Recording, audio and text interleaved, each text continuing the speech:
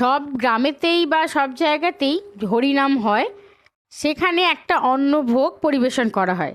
সেই অন্নভোগে একটা কলার যে বিচে কলার একটা ছেঁচকি বা একটা ভাজা টাইপ অফ একটা হয়, সেটা আমার কাছে খুবই অমৃতের মতো লাগে। এই হরিপ্রাসরে গিয়ে অন্নভোগটা গ্রহণ করেই আমার খুব ভালো লেগেছিল।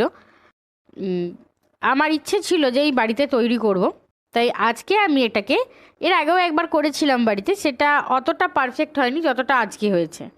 তাই আজকে যখন পারফেক্ট হয়েছে, তাই আপনাদের সঙ্গে সেই রেসিপিটা শেয়ার করব। নমস্কার, আমার চ্যানেলে সবাইকে স্বাগত। আর পুরো ভিডিওটা দেখার অনুরোধ রইল আপনাদের কাছে। আমার বাড়িতে লোক বেশি বলে আমি এখানে একটু বেশি পরিমাণ বিচে কলা, আলু, বেগুন আর কুমড়ো নিয়েছি। এগুলোকে আমি ধুয়ে সেদ্ধ করে নেবো নুন হলুদ দিয়ে। আর আমি এখানে নিয়েছি কিছু মশলা করে নিয়েছি শুকনো, সেটা হচ্ছে এখানে জিরে আছে, ধনে, শুকনো লঙ্কা আছে, আর 3টে আছে এলাচ, আর কিছুটা দারচিনি। এগুলোকে আমি শুকনো কড়ায় নেড়ে নিয়ে এটাকে গুঁড়ো করে রাখবো। সবজিগুলো হচ্ছে সেদ্ধ হয়ে গেছে, এবার আমি ওটাকে ম্যাশ করে নেবো ম্যাশার দিয়ে।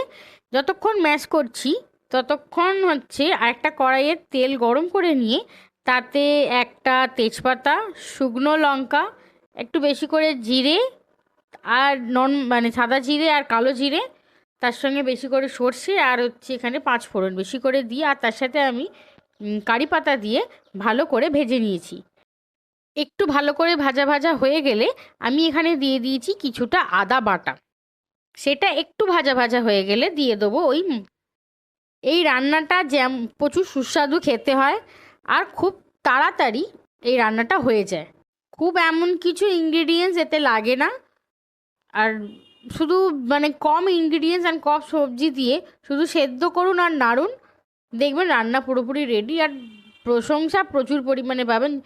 এই যে অন্নভোগে যে যেমনভাবে খেতে লাগে সেরকম পুরো পারফেক্ট খেতে লাগে।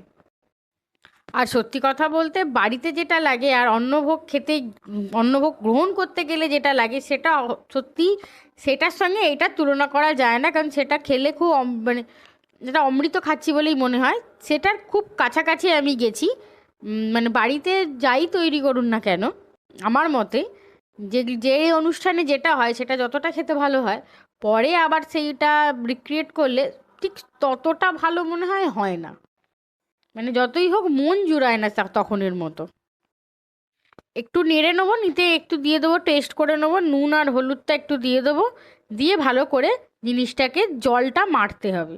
একদম পেস্ট করে নেবেন, একদম মাখা মাখা মতো করে ম্যাশ করবেন করে। আর এটা যখন নাড়বেন, যেমন জলটা মারতে হয় সেই জলটা গা মাখা করে নিতে হবে। জলটা মরে গেলেই একদম যখন শুকনো শুকনো হয়ে যাবে, ডেলা পাকিয়ে যাবে, তখন আমি একটু স্বাদ অনুযায়ী দিয়েছি চিনি। আর এখানে দিচ্ছি যে মশলাটা আমি গুঁড়ো করে রেখেছিলাম, যেটা আমি করেছিলাম, সেটা দিয়ে আবার ভালো করে মিক্সড করে নিয়ে জিনিসটা পরিবেশন করব।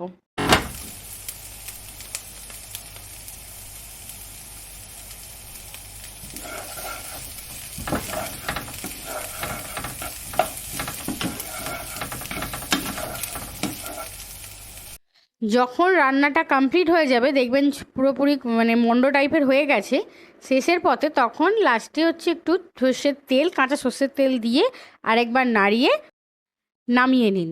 যেমন হচ্ছে ভোগেতে অন্নভোগ যখন গ্রহণ করি, তো এই সময় যেমন এটা খেলে একটা 5 ফোড়ন আর লঙ্কার যে একটা অন্যরকম স্বাদ যেটা বেরোয়, এটার থেকেও একদম সেরকমই, একদম গন্ধটাও সেরকমই বেরোচ্ছে আর স্বাদটাও সেরকমই লাগছে। পুরো অভাবনীয় খেতে হয়েছে।